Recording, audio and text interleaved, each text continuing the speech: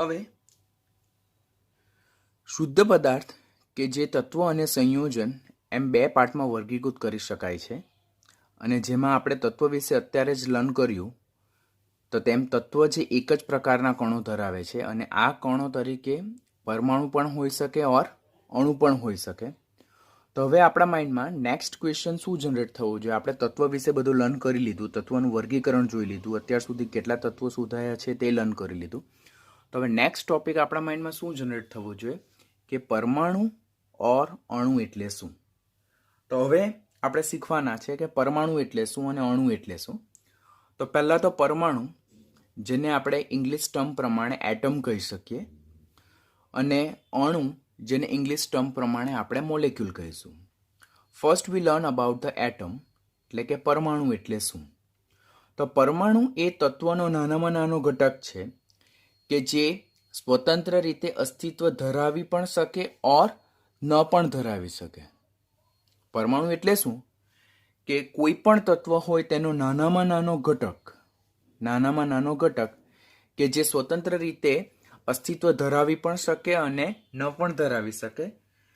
જેમ કે આપણે વાત કરીએ તો આયર્ન, જેને લોખંડ કહેવામાં આવે, કોપર, ત્યાર પછી સિલ્વર અને ગોલ્ડ, તો તેના પરમાણુ સ્વતંત્ર રીતે અસ્તિત્વ ધરાવી શકે છે. That means at a single atom, એકલ પરમાણુ તરીકે તેઓ અસ્તિત્વ ધરાવી શકે છે. પરંતુ હાઇડ્રોજન, ઓક્સિજન અને નાઇટ્રોજનના પરમાણુ સ્વતંત્ર રીતે અસ્તિત્વ ધરાવી શકતા નથી, કારણ કે તેઓ સામાન્ય પરિસ્થિતિમાં જુદા જુદા એક જ તત્વના જુદા પરમાણુ સાથે જોડાઈને તેઓ અસ્તિત્વ ધરાવે. કે જેમ કે હાઇડ્રોજન જો આપણે લખીએ તો આપણે ડેફિનેટલી દ્વિપરમાણવીય H2 સ્વરૂપે લખીએ. ઓક્સિજન જો લખીએ તો દ્વિપરમાણવીય ઓક્સિજન સ્વરૂપે લખીએ. નાઇટ્રોજન જો લખીએ તો દ્વિપરમાણવીય નાઇટ્રોજન સ્વરૂપે લખીએ. આમ પરમાણુ એટલે શું કે તત્વનો નાનામાં નાનો ઘટક કે જે સ્વતંત્ર રીતે અસ્તિત્વ ધરાવી પણ શકે અને સ્વતંત્ર રીતે અસ્તિત્વ ન પણ ધરાવી શકે. કોમ્પિટિટિવ લેવલ પર અહીંયા કઈ લાઈન પૂછાઈ શકે, આ લાઈન વિશે ક્વેશ્ચન કરી શકાય કે પરમાણુ જે છે તે હંમેશા સ્વતંત્ર રીતે અસ્તિત્વ ધરાવે છે. વિધાન સાચું કે ખોટું? તો વિધાન કેવું? ખોટું. બધા જ તત્વોના પરમાણુઓ સ્વતંત્ર રીતે અસ્તિત્વ ધરાવી શકતા નથી. અમુક તત્વોના પરમાણુ સ્વતંત્ર રીતે અસ્તિત્વ ધરાવી શકે, જ્યારે અમુકના પરમાણુઓ એ સ્વતંત્ર રીતે અસ્તિત્વ ધરાવી નથી શકતા, તો તે લોકો અણુ સ્વરૂપે જોવા મળે. તો કયા તત્વના પરમાણુ સ્વતંત્ર રીતે અસ્તિત્વ ધરાવી શકે? તો Fe, copper, Ag, Au, Pt, જે વેરી કોમન છે તેનું અહીંયા આપણે લખ્યું છે. પછી અહીંયા આપણે મર્ક્યુરી પણ રાઇટ કરી શકીએ.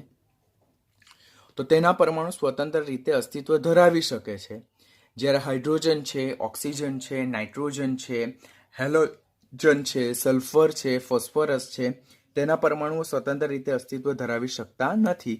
તેઓ કમ્પલસરી કયા સ્વરૂપે જોવા મળે? અણુ સ્વરૂપે જોવા મળે. આમ પરમાણુ એટલે તત્વનો નાનામાં નાનો ઘટક જેનું પોતાનું સ્વતંત્ર અસ્તિત્વ હોઈ પણ શકે અને સ્વતંત્ર અસ્તિત્વ ન પણ હોઈ શકે. જ્યારે પરમાણુનું સ્વતંત્ર અસ્તિત્વ ન હોય ત્યારે તે કયા સ્વરૂપે જોવા મળશે? અણુ સ્વરૂપે જોવા મળશે. તો હવે નેક્સ્ટ આપણા માઇન્ડમાં કયો ક્વેશ્ચન જનરેટ થાય? તો સર અણુ એટલે શું? તો અણુને ઇંગ્લિશ ટર્મિનોલોજી પ્રમાણે શું કહેવામાં આવે છે? મોલેક્યુલ્સ. હવે અણુ એટલે શું કે તત્વ ઓર સંયોજનનો નાનામાં નાનો ઘટક કે જે સ્વતંત્ર રીતે અસ્તિત્વ ધરાવે છે. તો કોઈ પણ અણુ હોય, કોઈ પણ તત્વનો અણુ હોય ઓર કોઈ પણ સંયોજનનો અણુ હોય તો તેનું સ્વતંત્ર રીતે અસ્તિત્વ જોવા મળે છે. કે જેમ કે વાત કરીએ તો આપણે જુદા જુદા તત્વોની ઓર જુદા જુદા સંયોજનની વાત કરીએ આપણે તો આ તત્વના અણુ છે કે જેમ કે H2O2 N2, તો એ તત્વનો અણુ સ્વતંત્ર રીતે અસ્તિત્વ ધરાવે છે. આ સંયોજનનો અણુ છે H2O. સંયોજન એટલે શું? જ્યારે બે જુદા જુદા તત્વો એકબીજા સાથે નિશ્ચિત પ્રમાણમાં સંયોજાઈને જે પદાર્થ બનાવે તેને સંયોજન કહેવાય, જે આના પછીનો ટોપિક છે. તો H2O, NH3, CO2 જેવા સંયોજનના અણુ પણ સ્વતંત્ર રીતે અસ્તિત્વ ધરાવી શકે. તો અહીંયાથી પરમાણુ અને અણુમાં એક બેઝિક ડિફરન્સ શું જનરેટ થાય? બંને જ તત્વના નાનામાં નાના ઘટક છે, પણ પરમાણુનું અસ્તિત્વ સ્વતંત્ર રીતે હોઈ પણ શકે ને ન પણ હોઈ શકે, જ્યારે અણુનું અસ્તિત્વ સ્વતંત્ર રીતે હોઈ શકે છે. કે મને કહે કે પાણી લખો તો હું H2O લખું તો એ સ્વતંત્ર અણુ સ્વરૂપે જોવા મળે. એમોનિયા તો NH3 સ્વરૂપે સ્વતંત્ર અસ્તિત્વ ધરાવે. કાર્બન ડાયોક્સાઇડ તો એ CO2 સ્વરૂપે સ્વતંત્ર અસ્તિત્વ ધરાવે. આમ અણુ એટલે શું? તો તત્વો ઓર સંયોજનનો નાનામાં નાનો ઘટક કે જે સ્વતંત્ર રીતે અસ્તિત્વ ધરાવે છે. આપેલ અણુ આપણે ખાસ MCQ માટે યાદ રાખવાનું કે કોઈ પણ અણુ હોય તો તેમાં રહેલા પરમાણુ ક્યાં સરખા હોઈ શકે, ક્યાં જુદા જુદા હોઈ શકે. કોઈ પણ અણુ હોય તો તેમાં રહેલા પરમાણુ સરખા ઓર જુદા જુદા હોઈ શકે. જેમ કે આપણે H2O2 N2 જેવા તત્વોના અણુ જે છે તો તેમાં પરમાણુ કેવા હોય છે? સરખા હોય. હાઇડ્રોજનના અણુમાં 2 પરમાણુ કયા છે? હાઇડ્રોજન છે. ઓક્સિજનના અણુમાં 2 પરમાણુ કયા છે? તો ઓક્સિજન છે. નાઇટ્રોજનના અણુમાં 2 પરમાણુ કયા છે? તો નાઇટ્રોજન છે. તો તત્વના અણુમાં પરમાણુ કેવા હોય છે? સરખા હોય છે. જ્યારે સંયોજનના અણુ જે છે તો તેમાં પરમાણુ કેવા હોય છે? જુદા જુદા. જેમ કે પાણીનો અણુ, તો પાણીના અણુમાં જે 2 પરમાણુ કયા છે? હાઇડ્રોજન અને ઓક્સિજન, જે સમાન નથી, ડિફરન્ટ છે. એમોનિયાનો અણુ તો તેમાં 2 પરમાણુ કયા કયા છે? તો નાઇટ્રોજન અને હાઇડ્રોજન, જે જુદા જુદા છે. કાર્બન ડાયોક્સાઇડ અણુ તેમાં 2 પરમાણુ કયા કયા છે? તો કાર્બન અને ઓક્સિજન. આમ તત્વના અણુ તેઓ સમાન પરમાણુ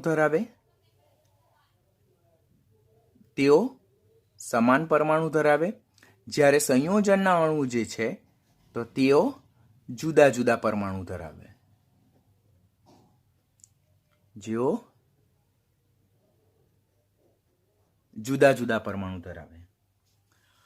હવે આ જે અણુ છે તો તેને આપણે અત્યારે જ આઈડેન્ટિફાઈ કર્યું કે તત્વના અણુ અને સંયોજનના અણુ. તો તત્વના અણુ અને સંયોજનના અણુમાં બેઝિક ડિફરન્સ શું? આપણે પહેલા શું શીખ્યા? આપણે પરમાણુ એટલે શું શીખ્યા. ત્યાર પછી અણુ એટલે શું શીખ્યા. હવે અણુ પણ 2 પ્રકારના હોઈ શકે, તત્વના અણુ અને સંયોજનના અણુ. જે તત્વના અણુ જે છે તો that is molecules of the element, અને સંયોજનના અણુ જે છે જેને મોલેક્યુલ્સ ઓફ કમ્પાઉન્ડ કહેવાય. તત્વને એલિમેન્ટ્સ કહેવાય અને સંયોજનને કમ્પાઉન્ડ કહેવામાં આવે. તો what is the basic difference between them? તો ફર્સ્ટ પોઈન્ટ જ બેઝિક ડિફરન્સ છે કે તત્વના અણુ જે છે તો તેઓ એક જ પ્રકારના પરમાણુ ધરાવે છે. તત્વના અણુ એક જ પ્રકારના પરમાણુ ધરાવે છે, જ્યારે સંયોજનના અણુ જુદા જુદા તત્વોના પરમાણુ ધરાવે છે. First difference. માટે તેમને હોમોએટમિક ઓર હોમોન્યુક્લિયર મોલેક્યુલર કહેવામાં આવે, જેને આપણે સમકેન્દ્રીય અણુ કહીશું. તત્વના અણુને શું કહેવામાં આવે છે? હોમોએટોમિક. હોમો મીન્સ સેમ અને એટમિક એટલે પરમાણુ. તો તત્વના અણુમાં બંને પરમાણુ કેવા છે? સમાન છે. માટે તેમને હોમોએટોમિક, હોમોન્યુક્લિયર મોલેક્યુલ ઓર એમને સમકેન્દ્રીય અણુ કહેવાય. તેમને જ્યારે સંયોજનના અણુ જે છે તો તેમાં જોડાતા પરમાણુ જે છે તો કેવા છે? જુદા જુદા છે. તો તેમને હિટ્રોએટોમિક ઓર હિટ્રોન્યુક્લિયર, જેને આપણે વિષમ કેન્દ્રીય અણુ કહીશું. તો આ જે હોમોએટમિક સ્પીસીસ છે એટલે કે હોમોએટમિક મોલેક્યુલ છે તો તે કયા કયા? તો હિલિયમ અને નિયોન એટલે કે નિષ્ક્રિય વાયુ તત્વો, તો તેઓ મોનોએટમિક છે, એક પરમાણ્વીય છે. હાઇડ્રોજન, નાઇટ્રોજન, ઓક્સિજનના અણુ ડાયએટમિક એટલે કે દ્વિપરમાણ્વીય છે. પછી ઓઝોન જે છે તો તે ટ્રાયએટમિક એટલે કે ત્રિપરમાણ્વીય સ્વરૂપે જોવા મળે. P4 જે છે જે ટેટ્રાએટમિક છે એટલે કે ચતુર્થ પરમાણ્વીય.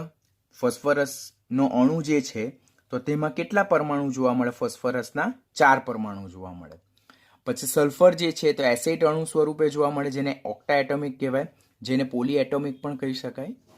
એટલે તત્વના અણુઓ જે સમાન પ્રકારના પરમાણુ જ ધરાવે તે એક પરમાણ્વીય પણ હોઈ શકે, દ્વિપરમાણ્વીય પણ હોઈ શકે, ત્રિપરમાણ્વીય પણ હોઈ શકે અને પોલીએટોમિક પણ હોઈ શકે. માટે તત્વના અણુ જે છે અને તેમાં જોડાતા બધા જ પરમાણુ કેવા હોય? સરખા હોય. જેમ કે સલ્ફર જે છે, સલ્ફરનો અણુ એસિડ સ્વરૂપે જોવા મળે તો તેમાં 8 પરમાણુ તે સલ્ફરના જ છે, માટે એને શું કહેવામાં આવે? હોમોએટોમિક સ્પીસીસ. તો આ પ્રકારના અણુને તત્વના અણુ કહેવાય. સંયોજનના અણુ જેમાં જોડાતા જુદા જુદા તત્વના પરમાણુ જુદા જુદા હોય તો તેમને હિટ્રોએટોમિક કહેવામાં આવે. Like hydrogen fluoride, hydrogen chloride, hydrogen bromide, hydrogen iodide એ ડાયએટમિક છે. શા માટે ડાયએટમિક મોલેક્યુલ કહેવામાં આવે? બિકોઝ એમાં જોડાતા જે બે પરમાણુ છે તે કેવા છે? જુદા જુદા પ્રકારના છે. હવે H2O જે છે તો તે ટ્રાયએટમિક, એટલે આપેલ એક અણુ જે છે, આપેલ એક અણુ તેમાં 3 પરમાણુ છે. ભલે બે જુદા જુદા તત્વો હોય પરંતુ પરમાણુ કેટલા છે? 3. CO2 તે પણ ટ્રાયએટમિક છે. પછી NH3 છે, CH4 છે તે ટેટ્રાએટમિક છે. તો NH3 એ ટેટ્રાએટમિક છે, અહીંયા CH4 ટેટ્રાએટમિક નહીં આવશે. NH3 એ ટેટ્રાએટમિક છે, જ્યારે CH4 એ પેન્ટાએટમિક છે. શા માટે પેન્ટાએટમિક છે? બીકોઝ અંદર કુલ કેટલા પરમાણુ છે? 5 પરમાણુ છે. આમ સંયોજનના અણુ એટલે શું? તો સંયોજનના અણુ કે જ્યારે બે કે તેથી વધારે જુદા જુદા તત્વોના પરમાણુ એકબીજા સાથે નિશ્ચિત પ્રમાણમાં જોડાઈને જે પદાર્થ બનાવે તેને સંયોજન કહેવાય. અને એ સંયોજનનો અણુ જે સ્વતંત્ર અસ્તિત્વ ધરાવે, કે જે જુદા જુદી સંખ્યામાં પરમાણુ ધરાવી શકે, એ 2 પરમાણુ પણ ધરાવી શકે, 3 પરમાણુ પણ ધરાવી શકે, 4 પરમાણુ પણ ધરાવી શકે, 5 પરમાણુ પણ ધરાવી શકે, એન્ડ સો ઓન, 10 બી ધરાવી શકે, 12 પણ ધરાવી શકે.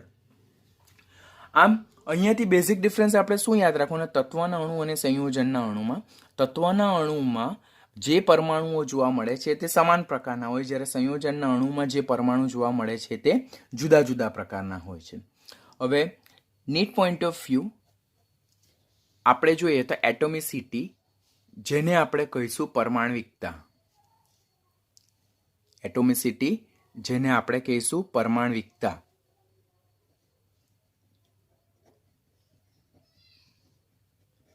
પરમાણવિકતા એટલે શું? તો કોઈ પણ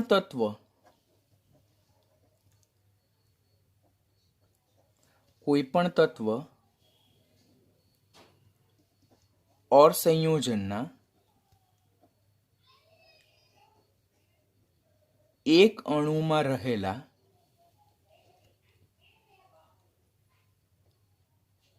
કુલ પરમાણુની સંખ્યાને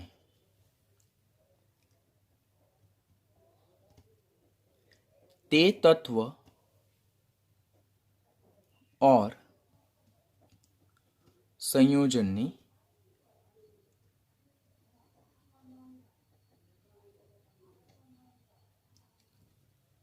પરમાણવિકતા કહે છે. કોઈ પણ તત્વ હોય और સંયોજન હોય તેના એક અણુમાં રહેલા કુલ પરમાણુની સંખ્યાને તે તત્વ और સંયોજનની પરમાણવિકતા કહે છે. ક્વેશ્ચન પૂછવામાં આવે કે સલ્ફરની પરમાણવિકતા કેટલી? હવે અહીંયા આ એક સલ્ફરનો અણુ છે, આપણે અહીંયા ઉદાહરણ જોઈશું. આ એક સલ્ફરનો અણુ છે. તો આ સલ્ફરના અણુમાં કુલ કેટલા પરમાણુ છે? તો મને દેખાય છે અહીંયા 8 પરમાણુ છે. તો સલ્ફરની પરમાણવિકતા કેટલી છે? 8 છે. ફોસ્ફરસના એક અણુમાં કેટલા ફોસ્ફરસના પરમાણુ જોડાયેલા છે? તો 4 ફોસ્ફરસના પરમાણુ જોડાયેલા છે. તો ફોસ્ફરસની પરમાણવિકતા કેટલી છે? 4 છે. ઓઝોનમાં 3 ઓક્સિજન પરમાણુ જોડાયેલા છે, તો એની પરમાણવિકતા 3 છે. પછી ઓક્સિજનની પરમાણવિકતા, તો ઓક્સિજનના એક અણુમાં કેટલા ઓક્સિજન પરમાણુ જોડાયેલા છે? 2, તો ઓક્સિજનની પરમાણવિકતા 2 છે. નાઇટ્રોજનના અણુમાં કેટલા નાઇટ્રોજનના પરમાણુ જોડાયેલા છે? તો 2 પરમાણુ જોડાયેલા છે, તો નાઇટ્રોજનની પરમાણવિકતા 2 છે.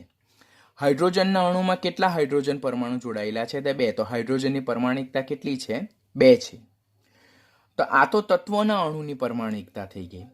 એટલે કોઈ પણ અણુ હોય, પછી એ તત્વનો અણુ હોય કે સંયોજનનો અણુ હોય, તેમાં જે કુલ પરમાણુની સંખ્યા જે છે, તો એ પર્ટિક્યુલર તત્વ ઓર સંયોજનની શું કહેવાય? પરમાણવિકતા. હવે જો મને ક્વેશ્ચન પૂછવામાં આવે કે મિથેન વાયુ જે છે તેની પરમાણવિકતા કેટલી, તો મિથેન વાયુનું ઉદાહરણ આવ્યું. મિથેન વાયુમાં 1 કાર્બન પરમાણુ અને 4 હાઇડ્રોજન પરમાણુ એકબીજા સાથે સંયોજાયેલા છે. તો total number of atom will be how many? તો કુલ 5 પરમાણુ છે. તો મિથેનની પરમાણવિકતા કેટલી છે? 5. હવે એમોનિયાની પરમાણવિકતા જો પૂછવામાં આવે તો 1 નાઇટ્રોજન અને 3 હાઇડ્રોજન, આમ કુલ 4 પરમાણુ છે. તો દેટ મીન્સ એમોનિયાની પરમાણવિકતા કેટલી છે? 4. આમ કોઈ પણ તત્વ જે છે તો ઓર કોઈ પણ સંયોજન છે તેના એક અણુમાં રહેલા કુલ પરમાણુની સંખ્યાને તે તત્વો ઓર સંયોજનની શું કહેવામાં આવે છે? પરમાણુિકતા કહેવામાં આવે છે.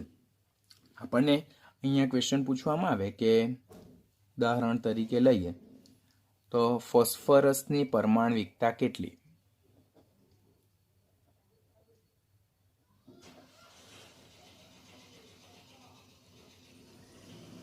આવો આપણને ક્વેશ્ચન પૂછવામાં આવે છે. તો ફોસ્ફરસનો એક અણુ, ફોસ્ફરસની સંજ્ઞા P છે, તેનો એક અણુ કયા તરીકે લખાય? P4 સ્વરૂપે લખાય. ફોસ્ફરસનો એક અણુ P4 સ્વરૂપે લખાય. તો કુલ એમાં કેટલા ફોસ્ફરસના પરમાણુ છે? 4 ફોસ્ફરસ પરમાણુ જોડાયેલા છે. એમાં કુલ 4 ફોસ્ફરસ પરમાણુ જોડાયેલા છે. તો આમ ફોસ્ફરસના એક અણુમાં કુલ 4 ફોસ્ફરસ પરમાણુ છે. તો ફોસ્ફરસની પરમાણુિકતા કેટલી થાય? 4 થાય. પછી બીજું જો સંયોજન લખીએ આપણે તો HCl ની પરમાણુિકતા કેટલી? તો HCl ના એક અણુ, આ એક અણુ છે, અગાડી કોઈ નંબર નથી દર્શાવેલો છે, ધેટ ઇઝ 1. કોએફિશિયન્ટ જ્યારે અગાડીના જે કોએફિશિયન્ટ છે તે અણુની સંખ્યા દર્શાવે, તો અહીંયા મારી પાસે 1 છે. તો એક HCl ના અણુમાં મારી પાસે એક હાઇડ્રોજન પરમાણુ છે અને એક ક્લોરીન પરમાણુ છે. તો ટોટલ નંબર ઓફ એટમ એટલે HCl ના એક અણુમાં કુલ પરમાણુની સંખ્યા કેટલી છે? 2. તો HCl ની પરમાણુિકતા કેટલી થશે? 2. તો કોમ્પિટિટિવ માટે આ પરમાણુિકતા જે પોઈન્ટ જે છે તે ઇમ્પોર્ટન્ટ છે, તે ખાસ આપણે યાદ રાખવાનું થાય.